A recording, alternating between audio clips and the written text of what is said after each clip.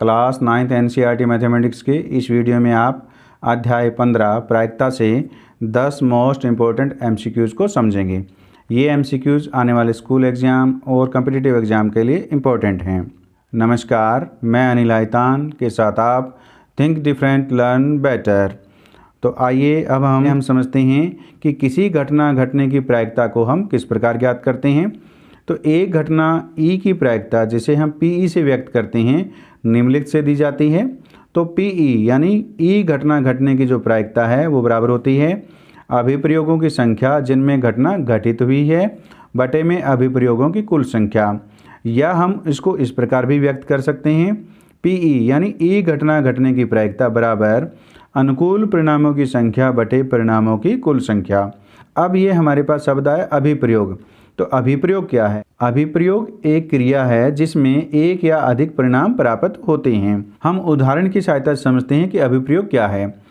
जब हम एक सिक्के को उछालते हैं तो हमें क्या क्या परिणाम प्राप्त हो सकते हैं। जब हम एक सिक्के को उछालते हैं तो या तो हेड आ सकता है या टेल आ सकता है। तो ये हमारे पास दो संभव परिणाम हमें प्राप्त हुए हैं। इस प्रकार सिक्के को एक उछाल को एक अभिप्रयोग कहा जाता है।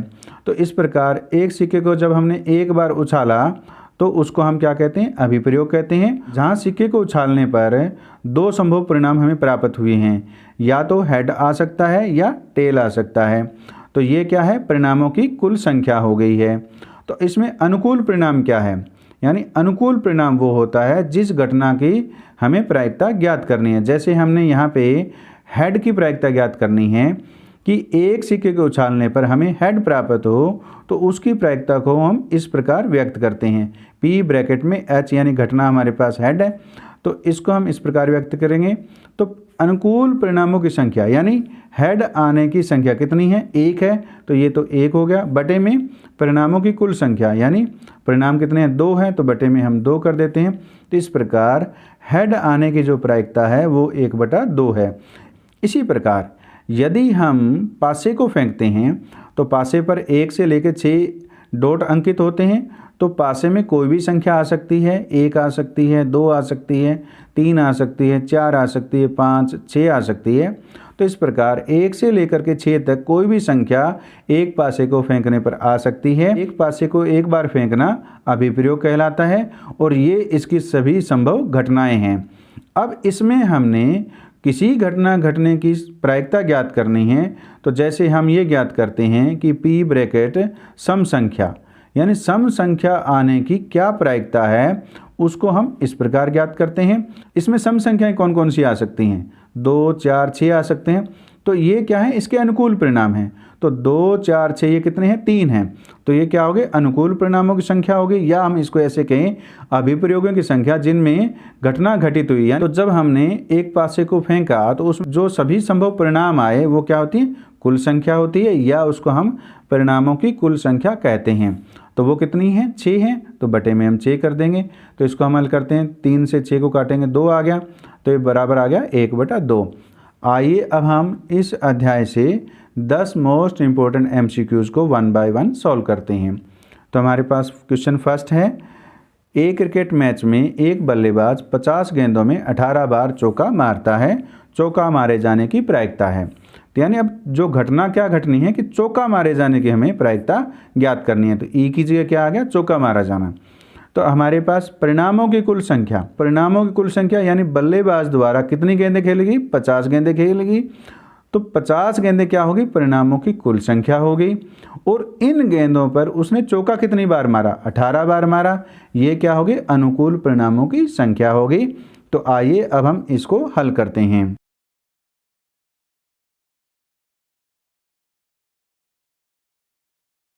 तो P चौका मारा जाने यानी चौका मारे जाने की घटना की हमने प्रायिकता ज्ञात करनी है। तो इसको इस प्रकार लिखेंगे, P ब्रैकेट में चौका मारा जाना बराबर गेंदों की संख्या जिन पर चौका लगा। तो ये क्या है? अनुकूल परिणामों की संख्या, या इसको ऐसे कहें अभिप्रयोगों की संख्या जिनमें घटना घटित हुई, यानी उन गेंदों की संख्या जिन पर चौका लगा, बटे में हमारे पास आएगा खेली गई गेंदों की संख्या। ये क्या है? अभिप्रयोगों की कुल संख्या यानी बल्लेबाज ने जो कुल गेंदें खेली है वो यहाँ पे आ गई। इसको हम परिणामों की कुल संख्या भी कहते हैं। अब हम इसको हल करते हैं। तो गेंदों की संख्या जिन पर चौका लगा, तो 18 गेंदें ऐसी है जिन पर बल्लेबाज चौका मारता है। तो 18 बटे में हमारे पास है खेली गई कुल गेंदों की संख्या कितनी है, 50। परिणामों की कुल संख्या 50 हो गई है। अब हम इसको हल करते हैं। 18 को 2 से काटेंगे तो 9 दूनी 18 हो गया, और 50 को 2 से काटेंगे तो 25 हो गया। तो ये हमारे पास आ गया 9/25। तो इस प्रकार बल्लेबाज द्वारा चौका मारे जाने की जो प्रायिकता है वो 9/25 आई है। ये मान ऑप्शन बी में दिया गया है। इस प्रकार ऑप्शन बी बिल्कुल सही है। तो इस प्रकार हमने क्वेश्चन नंबर 1 को सॉल्व किया।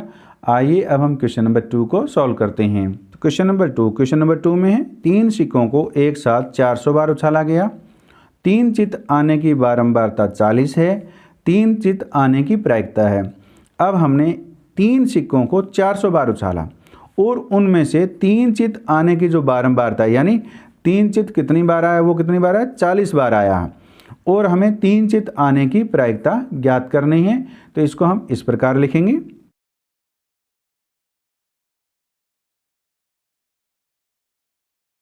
तो P ब्रैकेट में 3 चित आए, यानी घटना क्या है, हमने 3 चित आए इस घटना की हमने प्रायिकता ज्ञात करनी है। तो P ब्रैकेट में 3 चित आए बराबर अनुकूल परिणामों की संख्या थी, यानी अनुकूल परिणाम क्या है, तो यानी 3 चित आने की जो बारंबारता है वो क्या है, अनुकूल परिणाम है। तो वो कितने हमारे पास है, 40 है।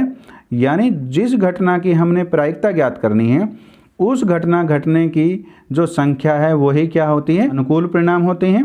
तो अनुकूल परिणामों की संख्या हमारे पास 40 आ गई। 3 सिक्कों को जितनी बार उछाला गया, तो अभिप्रयोग क्या है हमारे पास, हमने 3 सिक्कों को उछाला है, कितनी बार उछाला है, 400 बार उछाला है।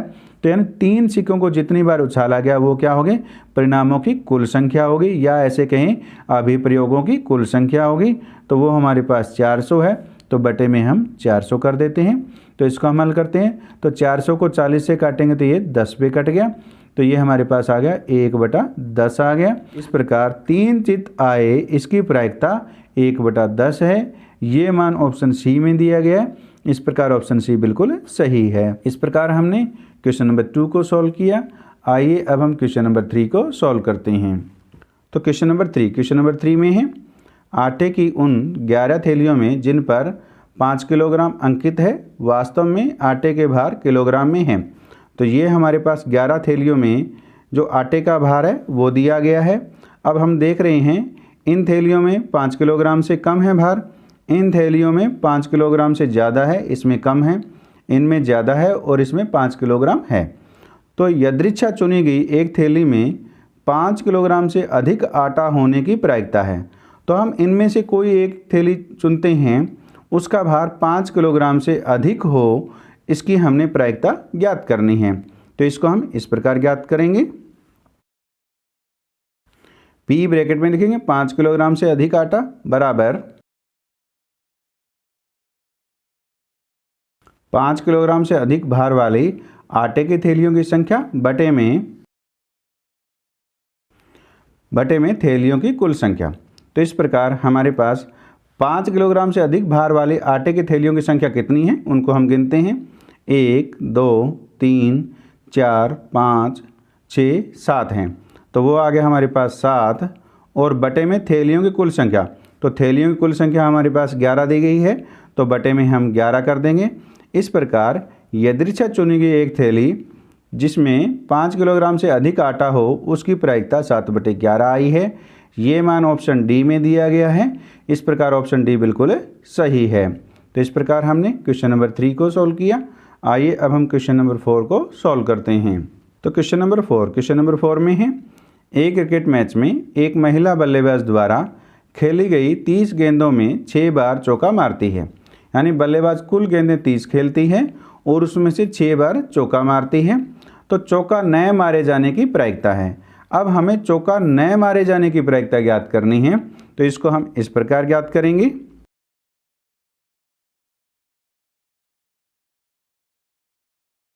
तो इसको हम इस प्रकार ज्ञात करेंगे, P ब्रैकेट चौका नए मारा जाना। इस प्रकार चौका नए मारे जाने की जो घटना है उसकी हमें प्रायिकता ज्ञात करनी है। तो वो बराबर होगी गेंदों की संख्या जिन पर चौका नहीं लगा, और बटे में हम करेंगे खेली गई कुल गेंदों की संख्या। यानी गेंदों की संख्या जिन पर चौका नहीं लगा ये क्या हो गए, अनुकूल परिणाम हो गए, और खेली गई कुल गेंदें क्या हो गई, हमारे पास परिणामों की कुल संख्या हो गई है। तो अब हमारे पास खेली गई कुल गेंदें हमारे पास 30 है, तो बटे में तो हमारे पास 30 आ गया। अब गेंदों की संख्या जिन पर चौका नहीं लगा, तो चौका कितनी गेंदों पे लगता है? 6 बार चौका लगता है, इसका मतलब 6 गेंदों पर चौका लगता है। और कुल गेंदें हमारे पास 30 है, तो चौका नए लगने वाली गेंदों की संख्या कितनी हो जाएगी? 30 में से हम 6 को घटा देते हैं तो कितनी आ गई हमारे पास? 24 आ गई। तो इस प्रकार 30 में से 6 घटाने पर जो 24 गेंदों की संख्या आई है, ये वो गेंदें हैं जिन पर चौका नहीं लगा। तो यहाँ पे हम लिखेंगे 24, तो 24 बटे हमारे पास 30 हो गया। ये दोनों संख्याएं 6 पे कट रही है, तो 6 चौका 24 और 6 पाँचे 30, तो ये आ गया हमारे पास 4 बटे 5 आ गया। तो ये मान ऑप्शन बी में दिया गया है। इस प्रकार ऑप्शन बी बिल्कुल सही है। तो इस प्रकार हमने क्वेश्चन नंबर 4 को सॉल्व किया। आइए अब हम क्वेश्चन नंबर 5 को सॉल्व करते हैं। तो क्वेश्चन नंबर 5 में है, निम्नलिखित में से कौन सी संख्या किसी घटना की प्रायिकता नहीं हो सकती। तो अब हम यहाँ से पहले समझते हैं कि किसी घटना की प्रायिकता क्या क्या होती है। तो देखिए, किसी घटना घटने की जो प्रायिकता है वो 0, इसको हम इस प्रकार लिखते हैं PE < 1, यानी 0 < P < 1। इसका अर्थ ये हुआ कि किसी घटना घटने की जो प्रायिकता है वो 0 से लेकर के 1 तक होती है, यानी 0 से लेकर के 1 तक के जो सभी मान हैं वो किसी घटना घटने की प्रायिकता के होते हैं। तो अब हमारे पास यहाँ पे क्या दिया गया है? पहले ऑप्शन में हमारे पास 2/3 दिया गया है, तो ये 2/3 क्या है? यानी 1 से छोटी है और 0 से बड़ी है, तो ये किसी घटना घटने की प्रायिकता है। अब इसमें देखते हैं डी में 0.7 है, तो ये भी 1 से छोटी है और तो ये भी किसी घटना घटने की प्रायिकता है। अब यहाँ पे सी में दे रखा है 15%। अगर प्रतिशत में किसी घटना घटने की प्रायिकता दे रखी है तो 0 से लेकर के 100% तक जो घटना किसी घटना घटने की प्रायिकता हो सकती है। इस प्रकार ये भी किसी घटना घटने की प्रायिकता है। अब हमारे पास ऑप्शन बी में दिया गया है -1.5, यानी नेगेटिव में दिया गया है, तो किसी घटना घटने की प्रायिकता है वो नेगेटिव में नहीं होती। तो इस प्रकार ऑप्शन बी इसमें बिल्कुल सही है कि कौन सी संख्या किसी घटना घटने की प्रायिकता नहीं हो सकती, तो वो नेगेटिव नहीं हो सकती। तो यदि आपको ऐसा दिया जाए कि 5/3 दे दिया, किसी घटना घटने की प्रायिकता क्या दे दी? 5/3 दे दी, तो ये भी किसी घटना घटने की प्रायिकता नहीं हो सकती। कैसे?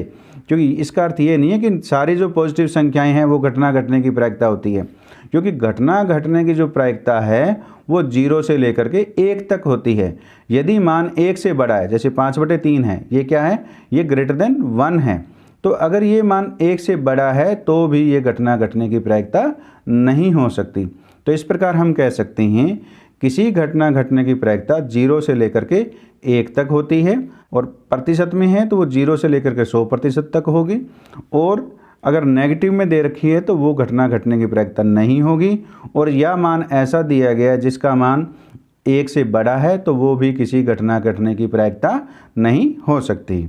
तो इस प्रकार हमने क्वेश्चन नंबर 5 को सॉल्व किया। आइए अब हम क्वेश्चन नंबर 6 को सॉल्व करते हैं। तो क्वेश्चन नंबर 6 में है, सांख्यिकी के बारे में विद्यार्थियों का मत जानने के लिए 200 विद्यार्थियों का सर्वेक्षण किया गया। यानी सांख्यिकी के बारे में उनका क्या विचार है, ऐसे 200 विद्यार्थियों पर सर्वेक्षण किया गया। तो प्राप्त आंकड़ों को नीचे दी गई सारणी में लिख लिया गया। ये मत है कि पसंद करते हैं, पसंद नहीं करते, यानी जो विद्यार्थी सांख्यिकी पसंद करते हैं उन विद्यार्थियों की संख्या 135 है। जो विद्यार्थी सांख्यिकी पसंद नहीं करते उन विद्यार्थियों की संख्या 65 है। तो प्रायिकता ज्ञात कीजिए कि यदृच्छा चुना गया विद्यार्थी सांख्यिकी पसंद नहीं करता।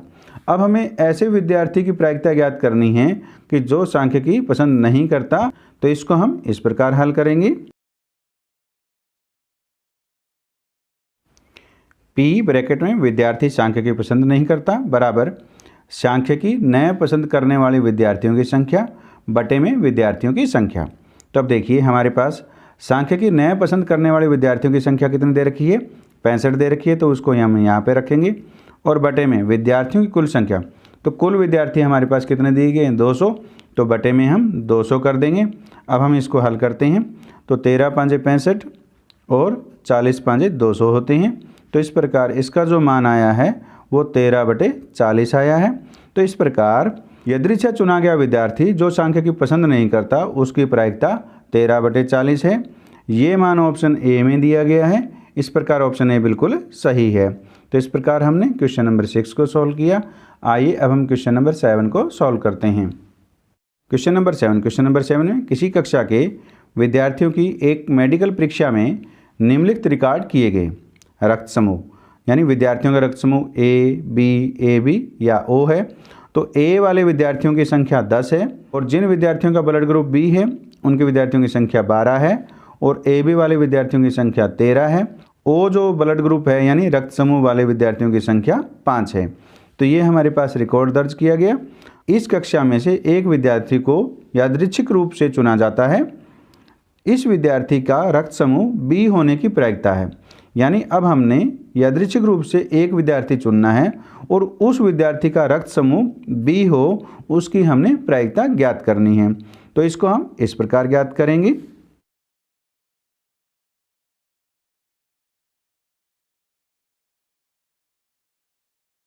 पी ब्रैकेट रक्त समूह बी वाले विद्यार्थी, इसकी हमने प्रायिकता ज्ञात करनी है। तो रक्त समूह बी वाले विद्यार्थियों की संख्या ये क्या हो जाएंगे, अनुकूल परिणाम, यानी अनुकूल परिणामों की संख्या क्या होगी, जो रक्त समूह बी वाले विद्यार्थियों की संख्या है वो अनुकूल परिणामों की संख्या होगी। तो रक्त समूह बी वाले विद्यार्थियों की संख्या कितनी है, 12 है। उसको हम यहाँ पे लिखेंगे। बटे में हमारे पास क्या आएगा, कुल विद्यार्थियों की संख्या, यानी परिणामों की कुल संख्या हमारे पास कितनी है। तो कुल विद्यार्थी हमारे पास कितने हैं, इनको हमने गिनना है। 10 को हम 12 में जोड़ेंगे तो 22 हो गए और 22 में हम 13 जोड़ेंगे तो हमारे पास 35 आ गए और 35 में हम 5 जोड़ेंगे तो 40 आ गए।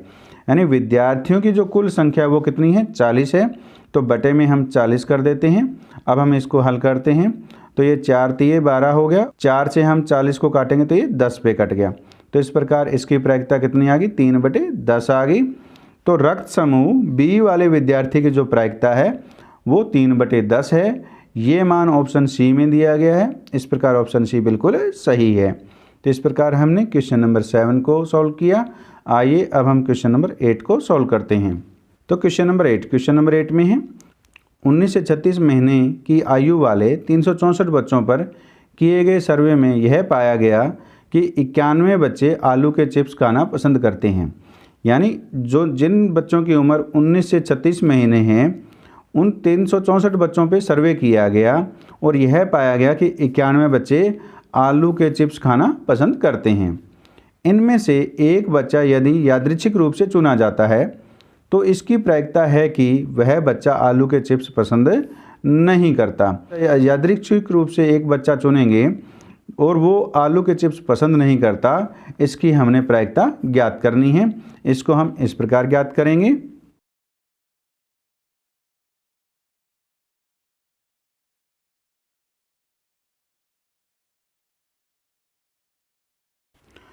तो P ब्रैकेट में आलू के चिप्स नए पसंद करने वाले बच्चा बराबर आलू के चिप्स नए पसंद करने वाले बच्चों की संख्या बटे में बच्चों की कुल संख्या, यानी अनुकूल परिणामों की संख्या बटे में परिणामों की कुल संख्या लिखनी है। तो अनुकूल परिणाम वो हैं उन बच्चों की संख्या जो चिप्स पसंद नहीं करते और कुल परिणामों की कुल संख्या है बच्चों की कुल संख्या। तो हमारे पास देखिए, तो कुल बच्चे हमारे पास 364 दिए गए हैं, तो बटे में हमारे पास 364 आ गया। अब हमारे पास 91 बच्चे दिए गए हैं जो आलू के चिप्स पसंद करते हैं। हमें निकालना है कि आलू के चिप्स जो नए पसंद करने वाले बच्चों की संख्या। तो इसको हम 364 में से 91 को घटा देते हैं तो ये हमारे पास आ जाएगा 3 और 7 और 2। 364 में से 91 बच्चों को हमने घटा दिया तो हमारे पास 273 बच्चे ऐसे पाए गए जो आलू के चिप्स पसंद नहीं करते। तो इसलिए आलू के चिप्स नए पसंद करने वाले बच्चों की संख्या हमारे पास कितनी होगी, 273 होगी। उसको हम यहाँ पे रख देंगे। अब हम इनको 13 पे काट देते हैं तो 13 दूना 26 और 13 कम 13 21 पे कट गया और 364 को 13 पे काटेंगे तो ये 28 पे कट जाएगा। अब ये दोनों 7 पे कट रहे हैं, 7 तिया 21 और 7 चौके 28। तो ये आ गया हमारे पास 3/4 आ गया। तो हमारे पास जो ऑप्शन में मान दिए गए हैं वो दशमलव में दे रखे हैं। तो 3/4 जो मान होता है वो 0.75 होता है, यानी 3 को जब हम 4 से भाग देंगे तो हमें 0.75 मिलेगा। तो इस प्रकार ये मान ऑप्शन सी में दिया गया है। इस प्रकार ऑप्शन सी बिल्कुल सही है। इस प्रकार हमने क्वेश्चन नंबर 8 को सॉल्व किया। आइए अब हम क्वेश्चन नंबर 9 को सॉल्व करते हैं। तो क्वेश्चन नंबर 9 में है, एक सिक्के को 1000 बार उछालने पर निम्नलिखित बारंबारताएं प्राप्त होती हैं। चित्त 455 बार आता है और पट 545 बार आता है। यानी जब हम एक सिक्के को 1000 बार उछालेंगे और उनमें हम गणना करेंगे कि चित्त कितनी बार आए, तो वो 455 बार आया और पट कितनी बार आए, वो 545 बार आया। तो ये हमने बारंबारताएं लिख ली। अब हमारे से पूछा है कि चित्त आने की प्रायिकता है। अब हमें इस अभिप्रयोग में जो चित्त आने की जो प्रायिकता है उसको हमने ज्ञात करना है। तो इसको हम इस प्रकार हल करेंगे।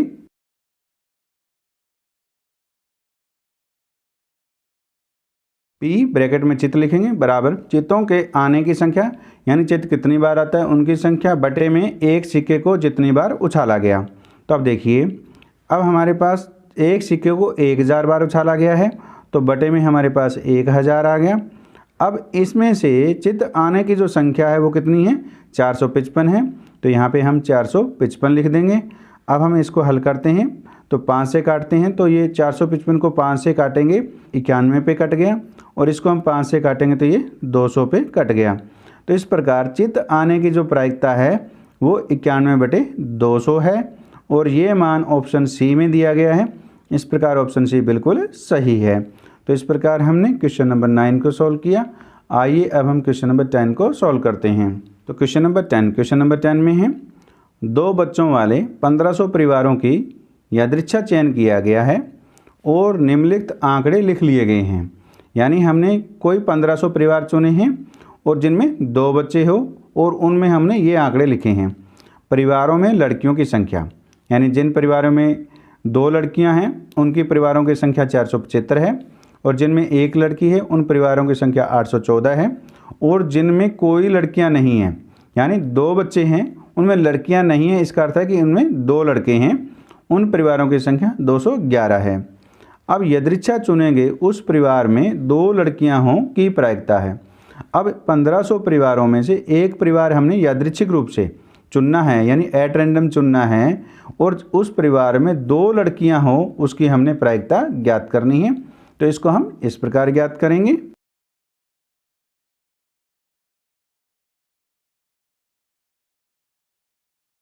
तो P ब्रैकेट में 2 लड़कियों वाला परिवार बराबर 2 लड़कियों वाले परिवारों की संख्या, ये क्या हो जाएंगे, अनुकूल परिणामों की संख्या होगी, और परिणामों की कुल संख्या यानी परिवारों की कुल संख्या। तो हमारे पास परिवारों की जो कुल संख्या है वो 1500 दी गई है, तो बटे में हमारे पास 1500 आ गया, और ऊपर क्या 2 लड़कियों वाले परिवारों की संख्या।